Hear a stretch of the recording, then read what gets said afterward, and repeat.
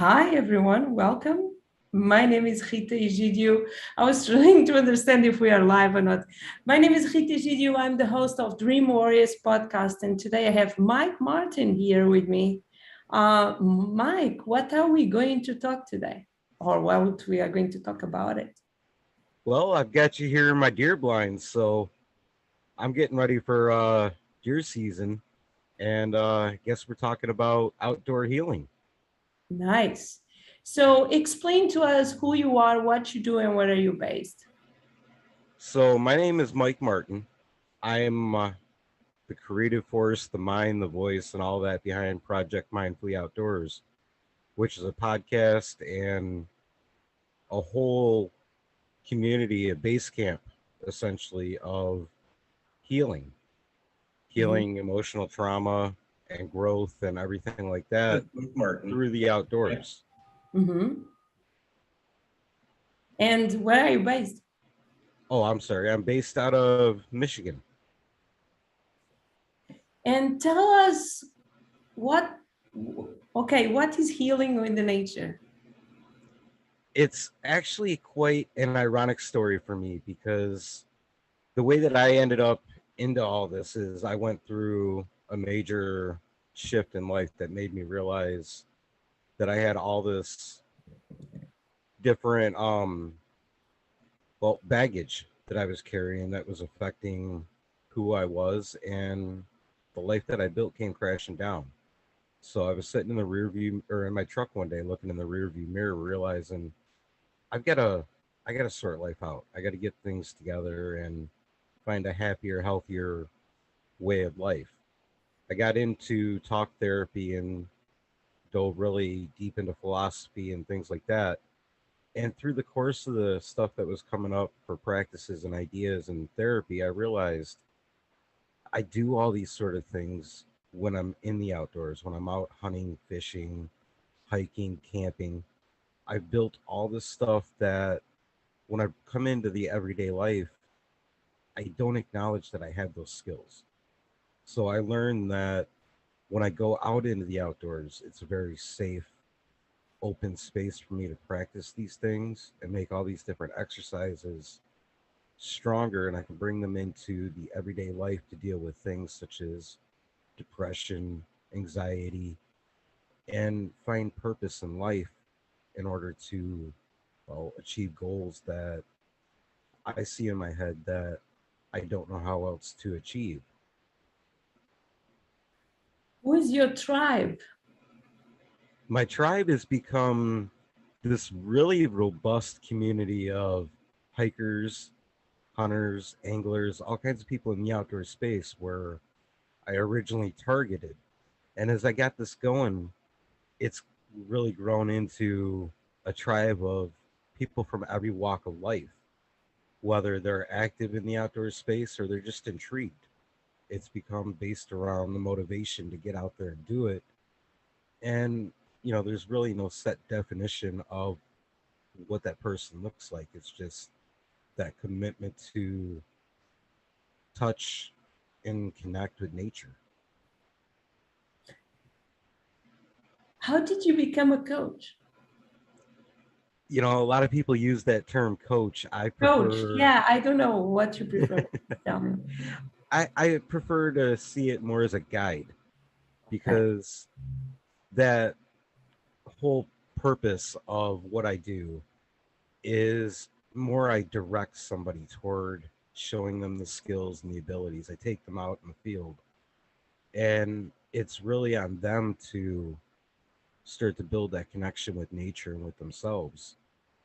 And I kind of derived that from the idea of the Native American healers.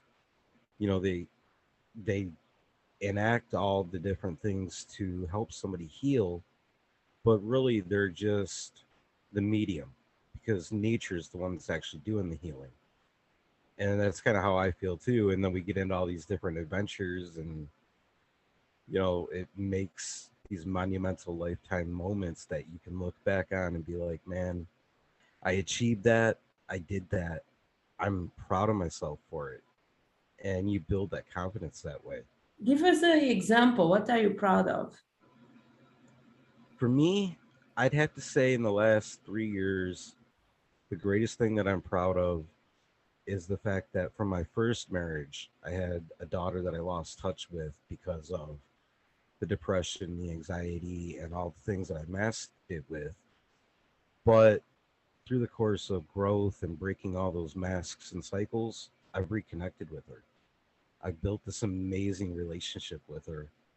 And to me, that's like, I don't know, that's my heart. My kids are my heart and soul.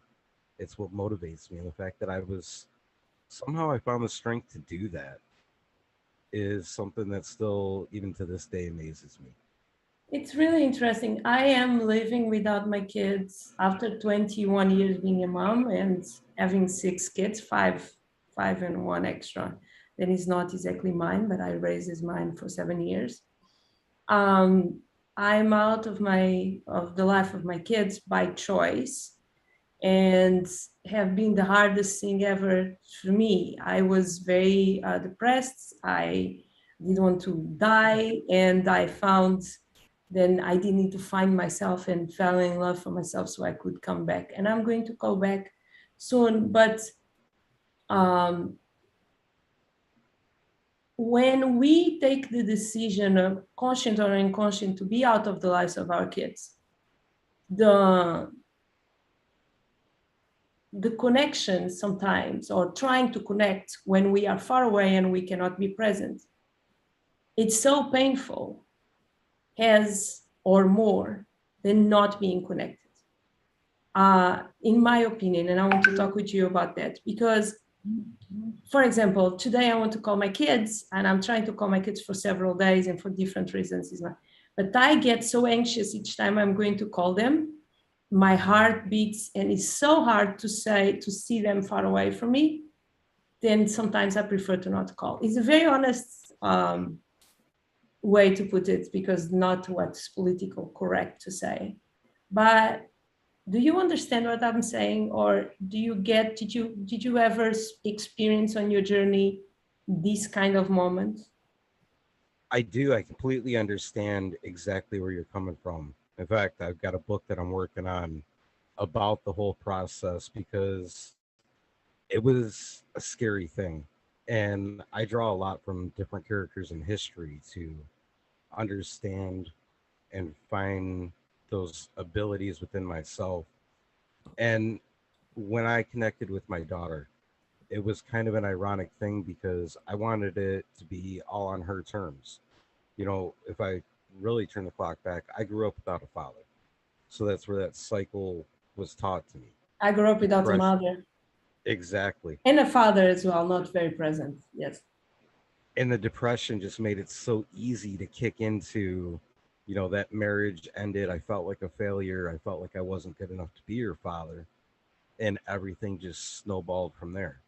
And then I jumped into my second marriage, and that just fed that narrative that I wasn't good enough. And when Yeah. that ended, brings me to where I was sitting in the truck, looking in my rearview mirror, saying, "Hey, this has got to change. There's something about me that needs to be shifted."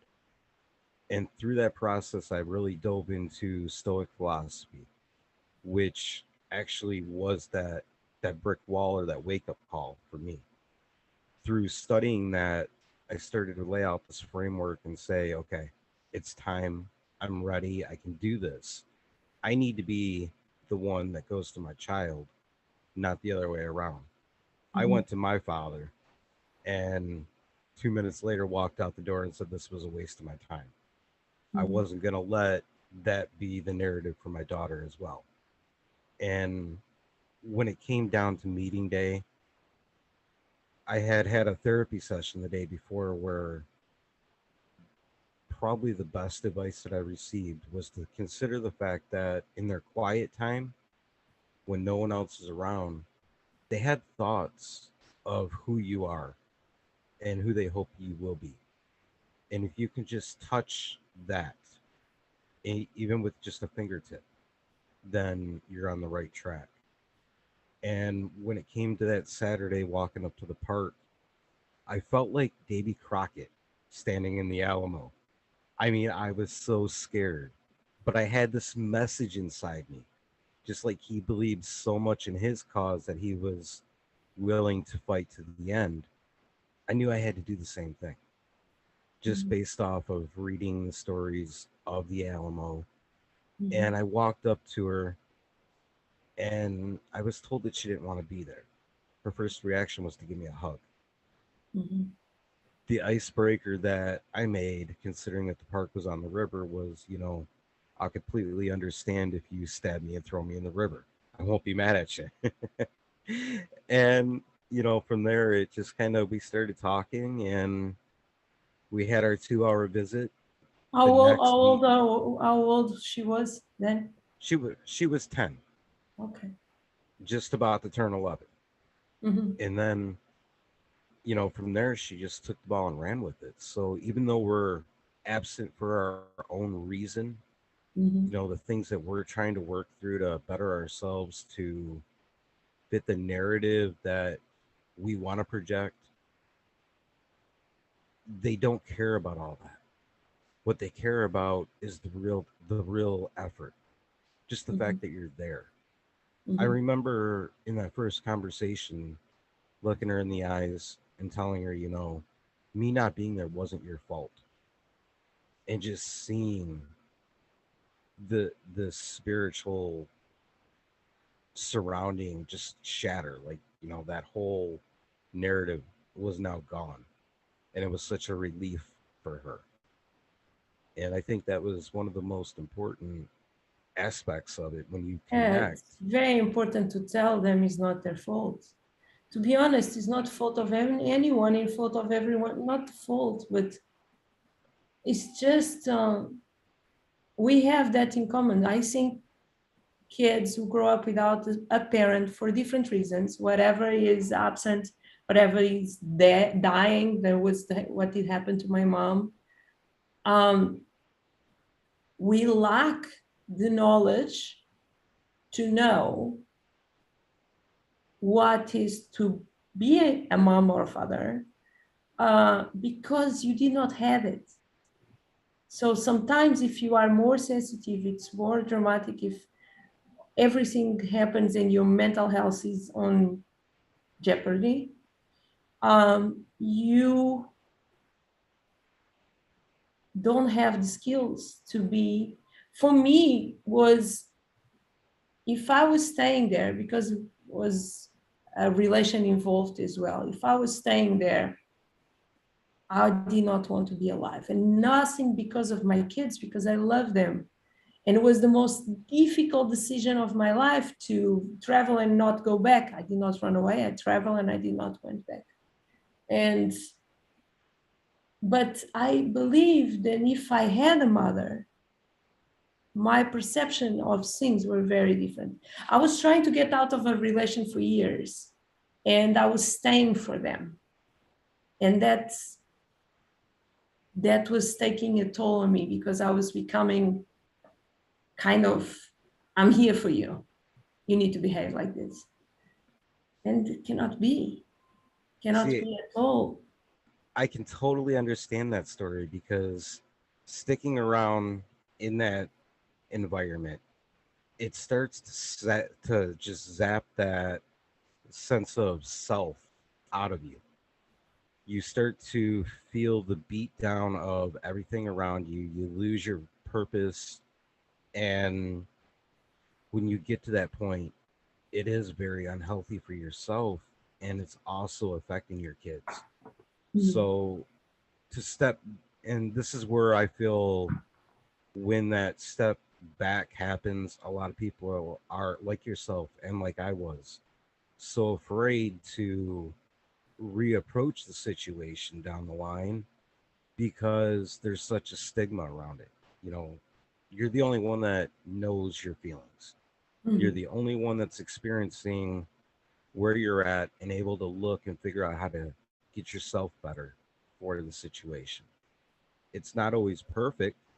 In an ideal world, we're able to sort these things out in real time in the environment. However, we draw upon what we learn as we grow up. And when we don't have those instincts, it's almost kind of like the idea of throwing a fishing line out. And your idea is to throw your lure out and make it basically have the biggest panic attack in the world.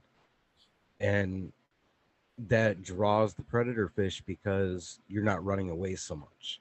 You know, if it was real, having that big panic attack in the wide open space, it would run away. Yeah. But because you didn't have that parent there to, like with a fawn, the mother will lay it down in tall grass, go off and do her thing, essentially teaching the fawn to learn the environment and learn to rely on itself with no matter what's going on. You know, if it gets scared, it can run for cover and take care of itself.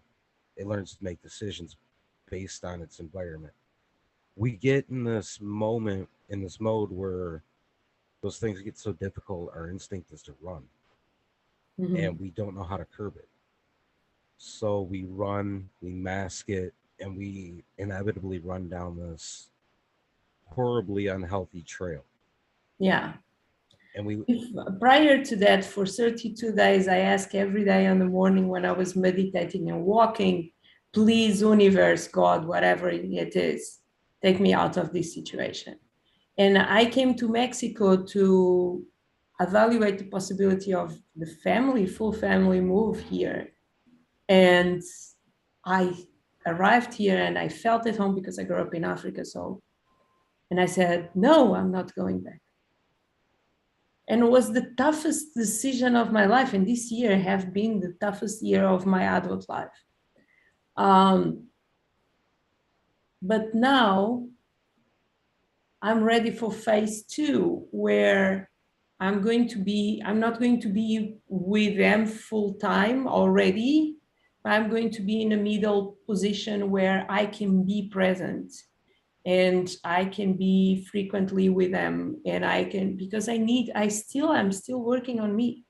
And I want them to have the best mother in the world. And their mother had nothing to give anymore. And it's such a tricky thing because I was reading what you sent to me, and being an absent father, we talk a lot about parents and males, but being a mother who take this decision, in special a mother who is my mother since she's 19, I have a kid with 22, and being a mother was my identity. I was a mom of six, and on a moment to the other, I was not. and that's And where that's where I was at, because at the end of the second marriage, I was a father and I was a husband. That was all taken away from me. Then mhm, I was this drifter. And, you know, we talk about how we get to that next phase. And for me, it was realizing that my hobbies and my passions are hunting, fishing, hiking, and I get out there and I utilize this unique skill set. But that was kind of like the old mindset, was it was two different worlds. And when I looked at the fact that when I'm out there, I'm practicing resilience, I'm relying on myself, there's trust, and there's meditation that comes in, there's all sorts of different skills. Now, we all have hobbies, we all have passions, things that we involve our free time in. And regardless of what it is, in one context or another, all those things come out. But because it's something that we love and we do for fun, we overlook the fact that we're really toning those skills. You know, we're sharpening those muscles. And if we learn to bridge the gap, start bringing those skills that we use in fun into our day-to-day life when the struggles happen, that's where the growth comes. yeah. Um, how can people work with you? It's very easy. You can reach out to me at Project Mindfully Outdoors. My email address is mikemartin at projectmindfullyoutdoors.com. There's a podcast that you can check out and get into. There's tons of helpful articles on the website, and everything is based around Project Mindfully Outdoors. I am active on Facebook, Instagram, Twitter, I think all the major social media, even TikTok here and there. I feel like I'm so What kind behind of, on. yeah, I understand you. Well, what kind of offer do you have? Do you have one-to-one? Do you have group offers? What do you have? I'm always willing to sit down and do a one-on-one session to get you started, whether it's on Zoom or if you're in the area and I can connect with you in person. Get out on the water, get out on the trailhead, it doesn't matter.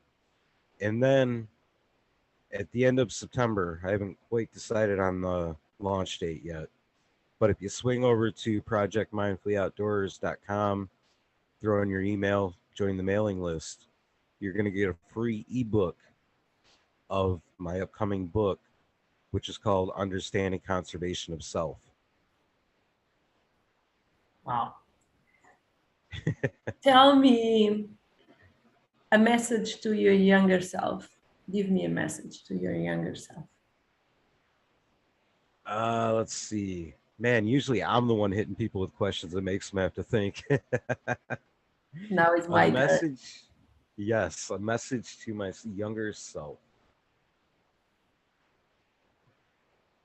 That mask that you think you're hiding behind, it really doesn't protect you. It's the connection with yourself. That's where the protection is. Learning how to listen to the steward that's within you and develop the practices of conservation through trial and error. That is probably the best knowledge and wisdom that I could share with my younger self.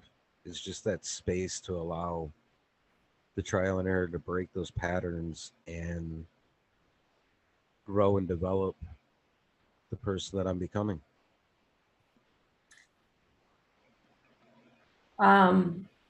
What is next for you?